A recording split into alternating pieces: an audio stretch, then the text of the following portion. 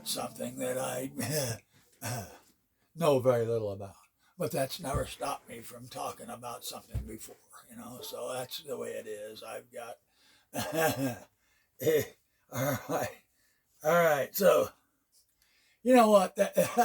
There were no gay people. And I moved here in 1968 or 9 to Lincoln, Nebraska. It was the first big town I ever lived in, and there was no gays.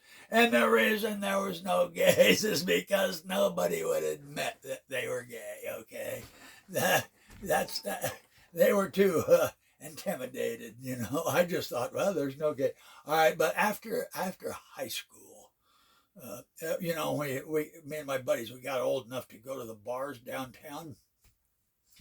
There, we went to this one, and there was this big guy, and everybody says, "Don't mess with that guy. He's a homosexual, and he'll kick the living shit out of you if you give him any shit." And I go, "Whoa, that's the first homosexual I've ever seen." And see, I don't even know the terminology. I know so little about it. I don't even know the terminology. I just I don't know what's offensive. I know very little about it. But anyway. All right, but see, I play the banjo a little, and I at times I've played in front of people, and all right, so a family member is gay, and my wife knew it from the time she was a little girl. My wife said, "Yeah, she's probably gay. She's gay." So my wife could tell. My wife liked gay men. She liked hanging them around them. They were like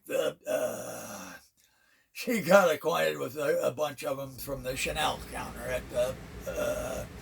at the department store, and she liked them, and they were funny, and they liked fashion, and all the subjects that she liked, they talked about and enjoyed. So, anyway, the family member, she was gay. After she got older, sure enough, my wife was a pretty good prognosticator of that. But anyway, all right, so I played the banjo in front of some people, and I thought, okay, I've been pretty much of a chicken shit all my life. I'll admit it.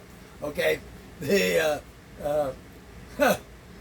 I've never marched for anything. You hear about the civil rights marches and the Vietnam protests march. I've never marched against anything.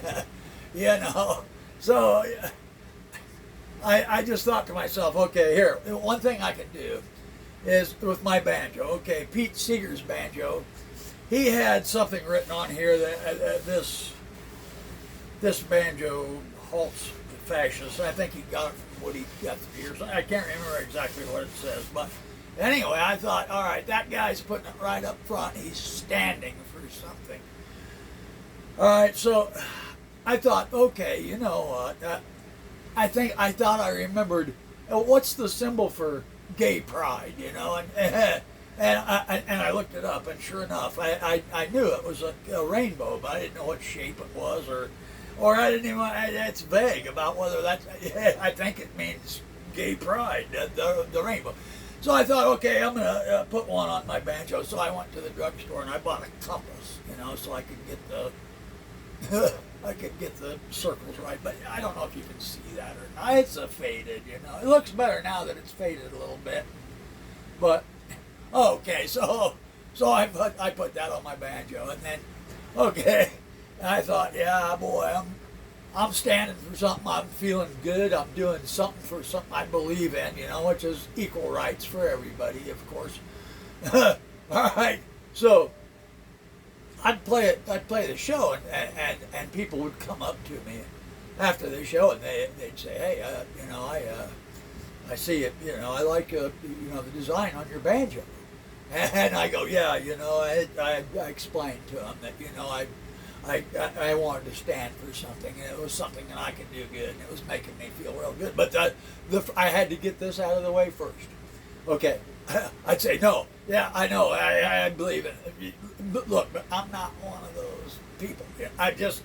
I'm not the people that we're talking. I just wanted to make sure. I just wanted to make sure that they knew that I wasn't, a homosexual. You know, I didn't want anybody to. I wanted everybody to know that hey, I got a wife and 3 kids. You know, I just no. All right, and I did that for a couple of times. You know, and when people would come up and ask me about it, you know, and I thought, you've been a bigger chicken shit now than you were when you didn't even have one on there. Yeah, you know, why do you have to make that's stupid. That's chicken shit. That you gotta get that out of the way first. I'm not a homo, but I believe in this. I wanted to do something. No, that's bullshit.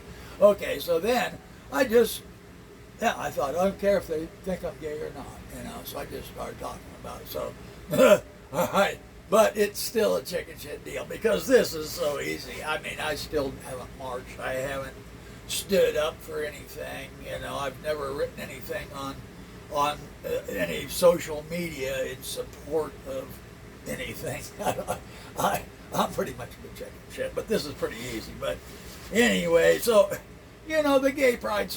Oh, somebody the other day said we heard gay pride on the radio or something, you know, and my and my friend says, yeah, what's gay pride? Pride is one of the 7 deadly sins, and I go, what are you talking about? So there, I go, yeah.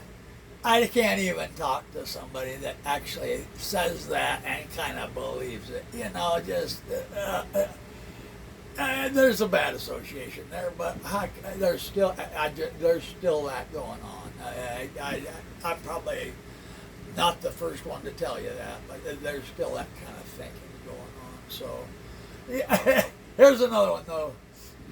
When I was just getting to where I could really support the gay, you know, pride, equal rights for everybody, and then they put the transgender thing in, and I'm still trying to wrap my head around that. I just have to admit I'm still unsure of some aspects of it. I still want everybody to be treated the same, but it's still it's still